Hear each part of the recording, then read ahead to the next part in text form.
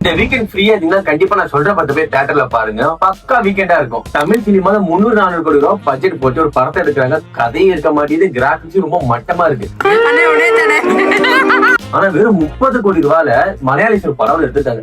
இந்த week recent release ஆன படம் தான் லோகா சாப்டர் 1 சந்திரா. இந்த படம் சும்மா வேற வெளியில சும்மா எல்லா படம் பார்த்த படமா இருக்கு. அந்த படத்துக்கு போய் போறோம். பார்த்தா இவர் ஹாலிவுட் ரேஞ்சு ஒரு மூவி இருக்காது. கலர் கேடிங், டப்பிங், கதை எல்லாமே இருக்கு. 30 கோடி ரூபாய் இந்த மாதிரி படத்தை எடுக்க முடியுமா அப்படிதான் எனக்கு ஃபர்ஸ்ட் தோணுச்சு.